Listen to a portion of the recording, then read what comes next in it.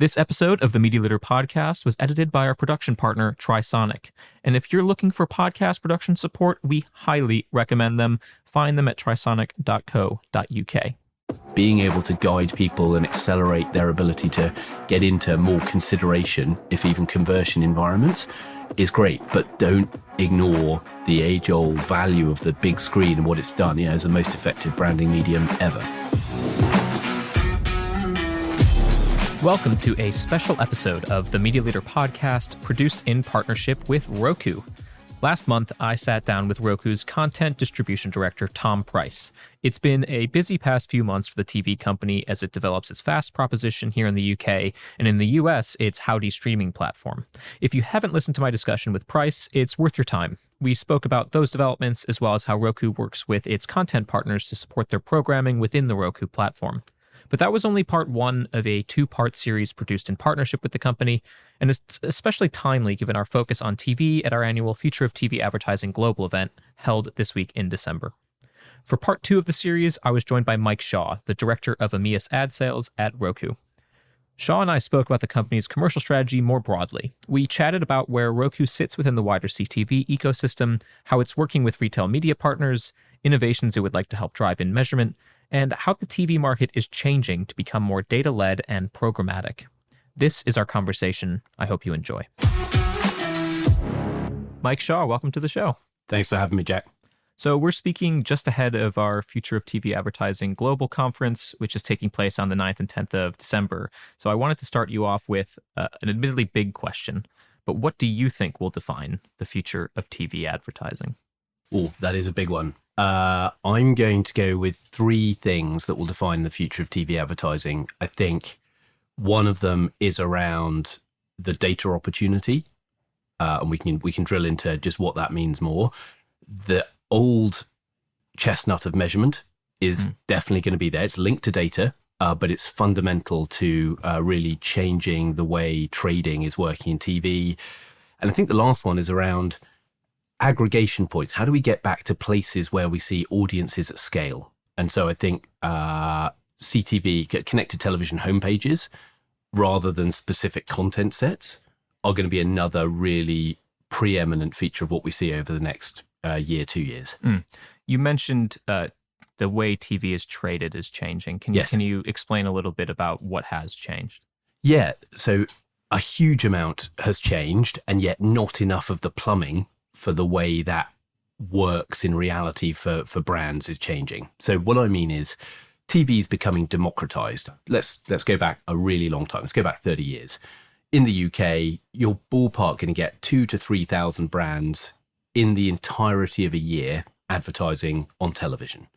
Why? Because all of those slots were bought up by the major agency holding groups as part of their trading agreements with TV companies, and the only clients they had were the really big brands.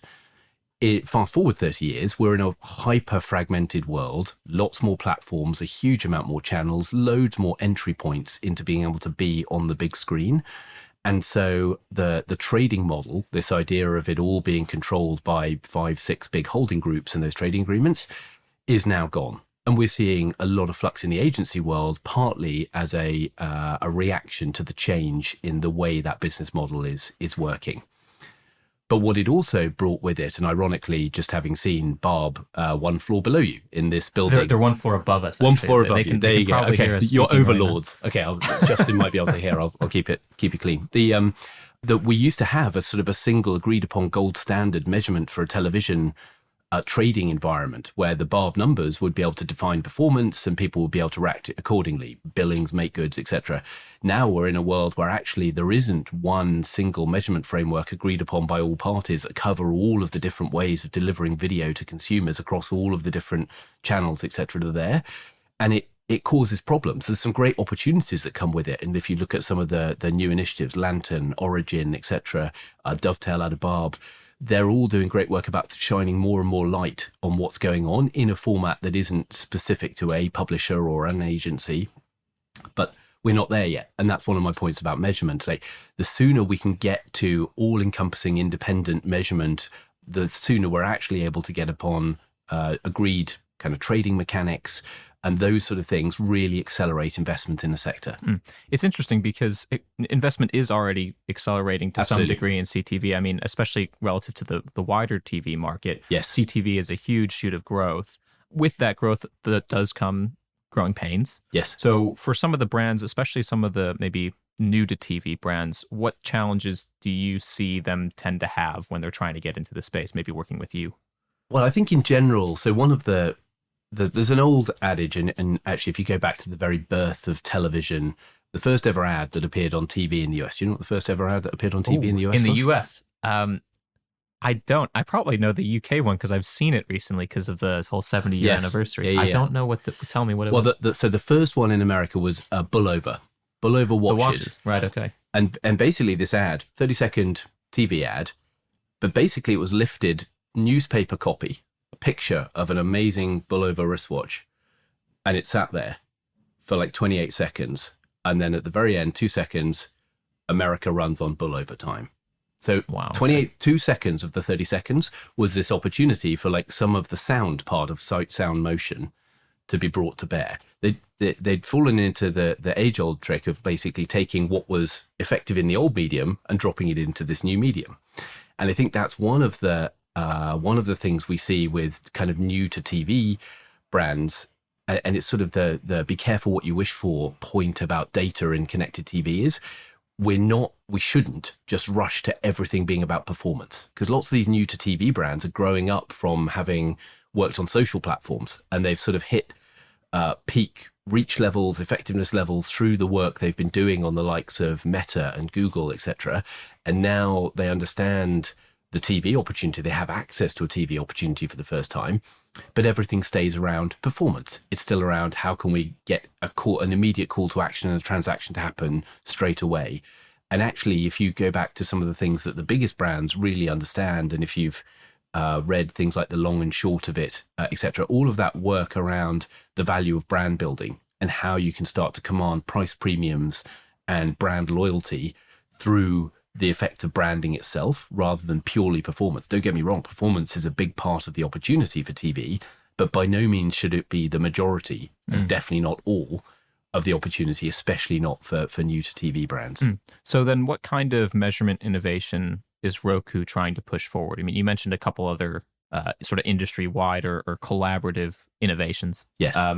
Lantern being, of course, the big one between the broadcasters that's meant to launch next year. Yes. How does Roku sort of see its role in pushing the industry forward in this way? I think it's really about collaboration and being an open platform. I think the last thing the industry needs is more siloed measurement. There basically should be none. Media owners should not be the owners also of the currency upon which their own media is being traded. So a really good example for us would be in the US, Nielsen Gauge. We are part of that. We contribute data to that. It provides a holistic view of all of the streaming and broadcast linear television out there. It's a collaboration between a lot of different media owners to be able to provide that data so that Nielsen can independently verify what's going on. That gives media buyers a really good overview of the landscape. And I think from our side, we have a measurement partner program, and it's incumbent upon Roku and all of the people in this space to work with independent partners that have a certain quality level. Again, the Barb reference is great here. There's lots of different measurement providers out there of varying degrees of quality. You don't have to work with everybody, but work with the people that are trusted within the industry. Be open, be collaborative. And I think there's currently battlegrounds where there's a bunch of media owners trying to very much influence standards to their own ends. Fundamentally, it ought to be about industry bodies who decide what that looks like, and people like Roku, as we're doing with Nielsen, like we play ball on that front. In terms of, I mean, you can measure a lot more with all the data that CTV generates, I think. Absolutely. And you mentioned sort of warning against using that just to chase performance. Yes. In what ways should you be using the data, I suppose, in order to push also the brand effects of advertising on connected television? I think there's a real issue with the amount of data that gets, and again, I think this is a sort of a learned behavior out of platforms like Google, Meta, etc. The availability of instantaneous real-time data has a huge amount of advantages for certain things that you want to measure in campaign effectiveness. The problem is it's become almost the default to say, here's our campaign performance this week. And at the end of that week, like, that's it. There are no more effects. We're now going to measure next week's performance. And it's all about how many views on the site, the destination, whatever it clicks, eCPMs, all of those sort of things. Those are the things you can measure immediately. What should also be taken into account, and what we are seeing more people do, is also look at things like multi-touch attribution and econometrics. Those old school disciplines, they're not immediate. You can't get them for the Friday report every single week with a bow on it saying this is exactly what's happened. But fundamentally, they measure human behavior, because human behavior is not a straight linear path from campaigns to conversion, especially not if you're in an auto campaign or one of those massively long consideration cycle products that you might buy once every 5 to 10 years. And so our advice really to brands, especially ones who want to thrive long term, is about combining the best of those two. There are the instantaneous data you can get around creative performance that is best done on an hourly, daily basis with A/B testing, etc. Those are fantastic. The ability to see what that immediate response rate looks like, that has value. But fundamentally, there's a branding impact, and all of the old rules, Byron Sharp's How Brands Grow, etc., the Ehrenberg Bass Institute findings, the long and short of it, ought to be kind of required reading, even for performance marketers, around what else is going on with those campaigns and how else you're actually building up some of the things that will happen down the line. Because I remember I used to work at ComScore back in the day, and there was a 2010 paper we did looking in Europe purely at digital advertising at the time, so very much around PCs. And it was looking at click-through rates. Click-through rates had arrived. Click-through rates were one of those amazing parts of digital advertising that marketers could now use. But one of the things we found was that 4 out of 5 people don't click on anything in the course of a month. Not only that, but like 90%, it wasn't quite that bad, but the massive majority, like 90% of all clicks were accounted for by like 8% of the population. And so you're starting to look at like almost everything you're measuring here is from this tiny fragment of serial clickers in online. So either we assume like, okay, so there is no value in the rest of it, or it's happening differently. And actually, when you go and measure things like search term uplift, it wasn't clicks, but actually people exposed. You look at brand search terms, massive uplift. And that's really indicative of the fact that brand impacts happen. Even when you might have a performance goal, brand impacts are happening. And so connected TV, with that data that I was talking about as one of those factors that's going to define the way we look at this, that's huge. Now having a two-way flow, being able to personalize creative, being able to guide people and accelerate their ability to get into more consideration, if even conversion environments, is great. But don't ignore the age-old value of the big screen and what it's done, as the most effective branding medium ever. Can new-to-TV advertisers afford some of the sort of MMM or some of the longer-term measurement that you recommend to your brands? Or, I mean, is that also the issue? I think it's definitely one of the barriers. I think there are more providers out there who are trying to come up with more packages and solutions for the newer brand of advertisers, the people who aren't P&G and Unilever, but it takes time. And it also, some of the skills within those news TV advertisers, these people are very much digital natives who are used to a different way of working. They've grown up with a behavior set from Meta, from Google, etc. And that also takes time to understand that we need those skills in the organization to be able to work with that stuff. So I think that you get to that slightly twee point of like, you say, can we afford it? There's another thing of like, can you afford not to, especially with the pace at which new competitors to your brand can now emerge, can now start to build their own campaigns. I mean, like companies are incredibly successful performance-based organizations. You can now form it in a month. And so there has to be something more behind your own organization to be resilient, to withstand that slightly cheaper competitor, etc. Otherwise, you're just in a race to the bottom. So I completely agree. It's one of the pain points to your wording at the start of this that we've got to get over, but the successful ones will. Something else apart from CTV that has been growing a lot and is expected to grow a lot is retail media. Absolutely. And you can link the two. I mean, yes, using all of the data that we've already been talking about. What's the strategy when you talk with brands about, especially within Roku's own platform, how they should be linking retail media data or retail data with how a campaign's doing on CTV?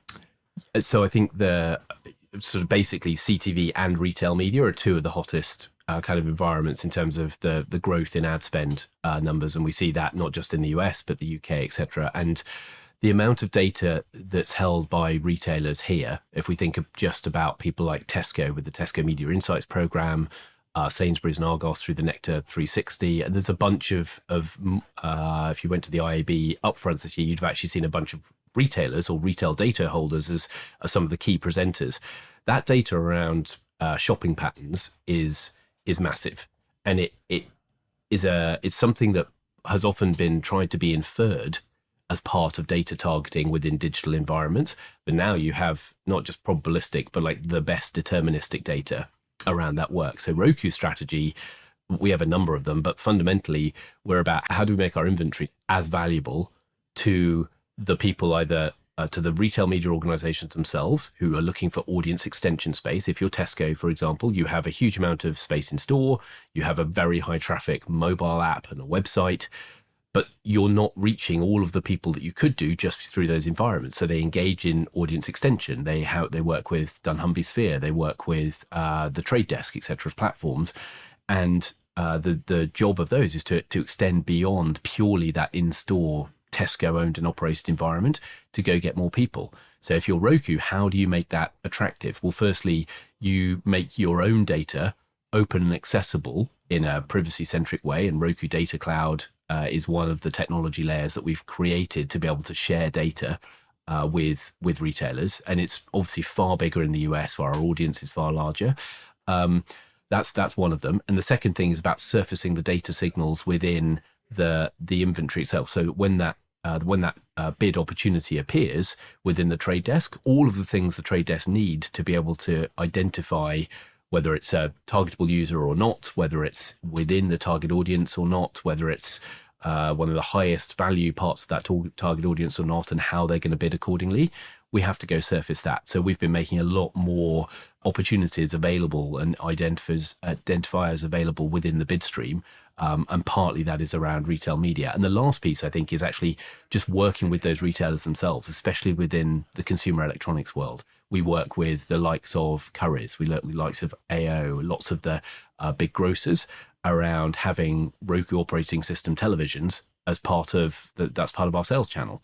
And so how can we work with them to, as part of those deals that we do, how can we provide Roku ad space, Roku media, because we now have a joined up user base. We're showing media to some of the people they know a lot about in terms of the people they're buying TVs from, and it creates an opportunity for them to develop their own retail media offerings and to be able to make outsized kind of margin on that inventory. That's really interesting. The sort of deals with the retailers. Absolutely, they are our partner. Like within Roku, we have partners at retail stage in terms of building our streaming household base. We have, obviously, you talked to my colleague last month just regarding the content partnerships, huge part of what people watch TV for.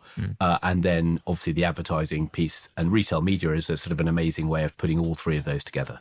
What other types of, when you look at your client sheet, what types of verticals are you looking to attract maybe more of in terms of different types of brands and bringing them in, apart from the Currys of the world or the Tesco's of the world? Or, are there certain types of, TV advertisers tend to be maybe in certain segments of brands than others? Is that what you're looking at? I actually say we've got a pretty, like, if you looked at the Roku advertiser base, there's probably a bit of a lean towards our sort of historical base of media and entertainment.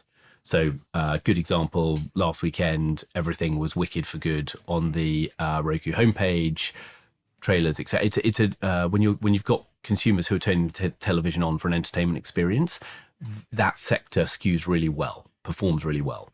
If you isolated that and then just looked at our base across the automotive, retail, etc., you'd probably find a not too dissimilar view of how our distribution of advertising revenue looked versus traditional TV. The interesting part, I actually think, is the piece you identified before, which is the new to TV advertisers, which cut across, some sectors more than others. There are maybe fewer of them in CPG than there are in some other sectors, but fundamentally, this new to TV advertiser piece is one of the really interesting things for us. And that's why we work with a lot of programmatic partners, because often Roku's only part of the media answer for them. They want to be on CTV, but CTV in the UK, for example, you'd work with Samsung and LG and Roku, etc., as a way of doing that. And that's on top of maybe looking at video-specific destinations like the BVODs, etc. The other way is looking at small and medium-sized enterprises, those guys who are actually, they wouldn't even class themselves on the kind of new to TV piece. They're the smaller firms, the sort of thing that Sky AdSmart was appealing to back in the day. And as we launch Roku Ads Manager, a self-service UI for people to be able to buy their own ads and give them AI creative functionality to be able to develop video that can appear on the big screen, I think those are the things we're going to start seeing a lot more of down the line as part of this gradual democratization of TV. You mentioned some of your other competitors in this space, and Roku, as Tom mentioned last month, and as I know as an American, has a really big market share in the US versus compared to maybe here, where surely there's lots of competitors, as you mentioned. Yeah. How do you stand out, especially when a brand is looking maybe from a more programmatic lens of how do you stand out and say, spend more with Roku than over here, or maybe you advise to sort of spend across? Yeah, I think it depends on what the objectives are, but I think we're not going to turn around in this country and say Roku is the whole answer. Even in the US, we wouldn't turn around. We're in 1 in 2 households in the States, which is amazing. It's the number one streaming platform in the US, but that's still 1 in 2 households. You got to go find the other half. In the UK, we're not there yet. And so I think there's an interesting part about planning. And this is actually one of the other points I was mentioning earlier. There's almost like the video view of things, and then there's a homepage view of things. The idea of being able to plan video and it's incredibly hard to do really well now, because it's really hard to understand where the overlaps are. Like trying to work out your video audience on YouTube that may or may not be appearing on the big screen, how that looks against the ITVX audience, which again, a lot more big screen, but how does that look? And then Samsung TV Plus or Roku channel or LG channels. That's really tough. There is no one source of truth that's giving you all of that from a planning perspective. And so it's hard. Now, I would say that, and this is where actually working through places where you can start to aggregate that, and which is why we've opened ourselves up to third-party demand-side platforms. So there are Roku deals or Roku inventory in part of deals that you can buy through Amazon, through DV360, through Trade Desk, etc. But that will be bundled with lots of other CTV supply. But you can start to control exposure, you can start to control frequency at the demand-side platform level, not by trying to talk to Roku individually and LG and Samsung, etc. The interesting bit is also then the homepage, because typically in a household, the most watched TV, let's call it the one in the living room, it won't be the only TV by any means, but the most watched TV is by definition running one OS. It's running a Roku, or it's running a Samsung, or it's running an LG, etc. And actually, that's one of the aspects we're seeing more people in agency land, especially lean into kind of planning on, is because they have a lot more certainty on like each different OS is actually a very, very high proportion of that is genuinely incremental reach. Right. Now, we're not the number one OS in the UK, but we quite quickly get onto media lists that way. We get a proportion of the budgets that way. But that's one of the ways I think we're going to see, and this is part of my point about like the future of kind of planning. Part of it is lots of better tools, but it's also looking at where can we go find aggregation points. Samsung homepage, LG homepage, Roku homepage, those are huge aggregation points. And they're not only now for media and entertainment brands. It's not just for Netflix shows or Amazon Prime Video shows or Universal's Wicked. You'll find consumer electronics on there, retailers on there, auto manufacturers on there, etc. There's a trade-off. My colleague Tom was talking to you about the user-centric piece of this on the last podcast. There is a trade-off. You have to balance it really well. People don't turn on their TV specifically for consuming advertising. That great ThinkBox paper, none of those need states were, I deliberately want people to serve me ads on this screen. Yeah. But if you do it well, it can become a great part of the experience. In terms of programmatic versus direct, you mentioned all of the different programmatic partners that you have. At what point would you go to a client and say, actually, we think you should work much more closely with us, much more directly? Maybe about the home screen, want to do a big takeover like Wicked's done. Is most of the business focused on the programmatic side of the business, or do you also want to work with more direct relationships? Direct relationships are always valuable, especially when there's a very specific objective in mind or time frame in mind or an impact people are looking to have. I will say a huge amount of our focus over the last 24 months has been around our programmatic partnerships. Increasingly, it's a way that our major buyers, which remain the agency community, they want to be able to trade programmatic video through the platforms they already use with established reporting and the ability to incorporate inventory from multiple sources in there. So if you were sitting there just trading programmatic or video, we'd say actually programmatic channels are the way forward. And you don't need to be having your teams talking to our teams about let's let the machines do that. It's the most efficient, effective, scalable leverage way that you can trade media. If what you're doing is you're looking for high impact, different formats, you're looking for specific takeovers at points in time to fit in with the overall media mix of a campaign, then that's where direct conversations should and kind of need to happen. But we're putting a massive amount of our work into like hands-off programmatic trading. We don't need to control all of that. We have great programmatic partners who can do that with us. Among some of the other things that you've put a lot of time, energy into as a company, because you made quite a few moves, and I talked with Tom Price about them. Fast channels, bringing them to the UK. You've got Howdy, which launched in the US. That's a sort of relatively cheap subscription VOD tier. Yes. Sort of for people that, maybe they can't afford all Disney and Netflix and Amazon Prime Video and all these other services, but maybe they can get a lot of the same content on that Roku. Yes. On Howdy. From your view in EMEA, how are you viewing, I guess, both of those different developments, Fast and then also maybe the SVOD tier? Let's take Fast first. Yeah, I talked about that ThinkBox paper. If you go back to the Need States paper 2017, a big part of why consumers turn the TV on is not to sit there and have to make lots of choices, or they don't know specifically what they want to watch. They just want entertainment at the end of a long day. And fast channels are ideally suited to meeting that need state in the new form of broadcasting. And so we know from the launches in the US, we know from our partners, competitors, etc., fast performs really well. And it was a gap in the UK. So we've plugged it, and we've plugged it with version 1, and we're going to make iterations to that to really understand what are people watching, what do they want more of, how do you upgrade that, how do we get more UK-centric content into those fast channels. From a commercial perspective, it adds to the video inventory, it adds to the reach people can achieve on video on the Roku platform. Is it sort of seen as a value add in that way, or as a sort of solution in itself? It's mostly a value add to our viewers. It makes the Roku OS a more compelling reason to buy XTV over Y. It makes a more compelling reason for Sharp and JVC and other OEMs to choose the Roku operating system. Because those types of things, higher engagement, and on top of the Roku OS build, the way we do things, the fact we make it cheaper, it just makes us a more compelling proposition to even go into streaming households in the first place. From a commercial perspective, it definitely adds something. It adds more tonnage in video, it adds more reach, but that isn't the major objective in going to do that. Your other point about the subscription service is an interesting one. We've seen brilliant results from Howdy in the launch in the US. And I think your point about the gap it starts to plug, like we've always been about the value of free, and fast is free. The Roku channel itself is free. Even in the US where Howdy's launched, the Roku channel still remains and is, I think Nielsen Gauge has it at 2.8% of all TV consumption is the Roku channel in and of itself. That completely remains. Howdy is really about this gap that's been created as the subscription services have risen in price, and even with ad supported offerings, those haven't kind of markedly dropped things. What tends to happen is it goes down a tiny bit, and then an even more expensive ad-free subscription tier kind of develops on top of it.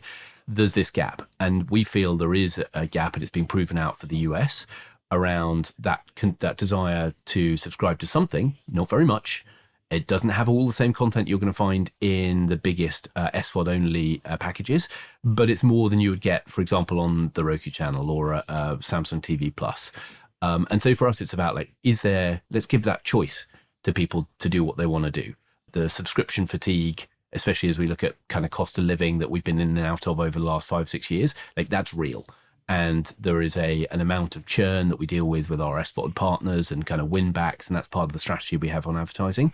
we're going to look at what that looks like for the UK, for kind of the wider European picture, as we think about where, if anywhere, like Howdy or whatever we launch should go next. MTM recently released a study that found, I think it was 1/5, about 21% of the UK is currently churning actively, and that more people are more than that are open to it. Yes. And anecdotally, I mean, that's something that everyone I know does. Yes.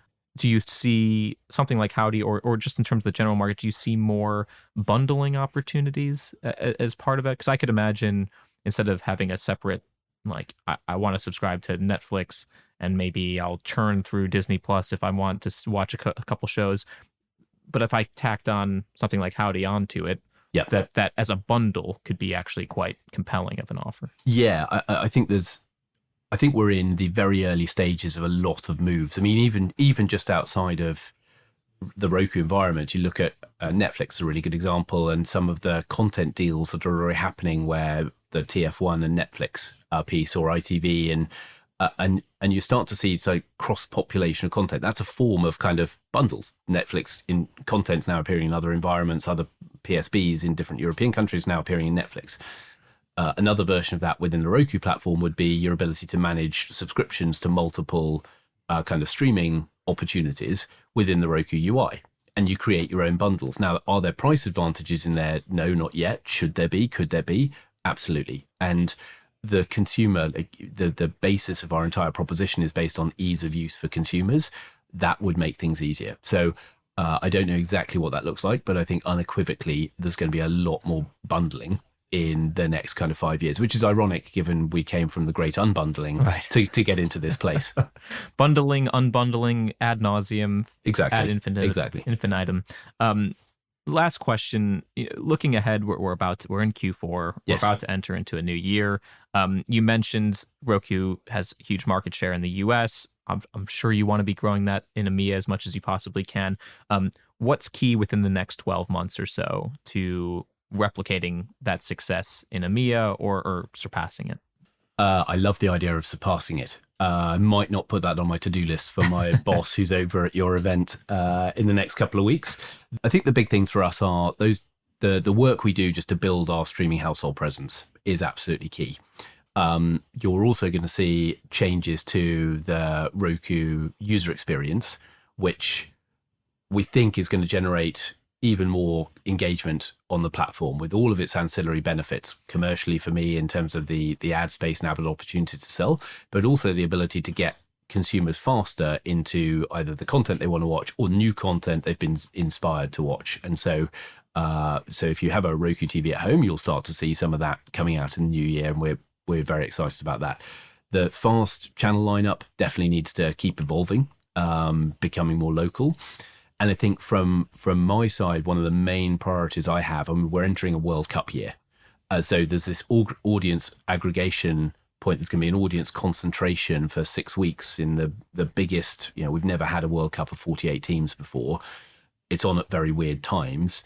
Sorry about that from an American perspective. Yeah, if you could just shift California a little nearer to us, that would be helpful. It creates kind of problems around some of the audience opportunities. I know actually Tom and you spoke about the fact that very recently all of the peak 9 p.m. slots on linear recorded their first sub-million audience. So we've got this aggregation opportunity. It's dissipated by some of the time zone piece, but actually there's going to be a set of things that would normally be happening in households, whether it be cooking or whatever it might be, that could we're looking at partnerships with the likes of Just Eat or Deliveroo, all those sort of takeaway services, where they could have a bumper 6 weeks because this activity is going to be completely disrupted by England in the final. Wishful thinking. And so, the value of that aggregation point, the Roku homepage, especially World Cup period, that's probably my biggest single thing for next year. Gotcha. Well, I wish you the best of luck, and I look forward to checking in this time next year or probably beforehand as well. Mike, it's been a total pleasure. Thank you very much, Jack. Great speaking to you. Thank you for listening to the Media Leader Podcast. Our executive producer is me, Jack Benjamin. Special thanks to our production partner, TriSonic.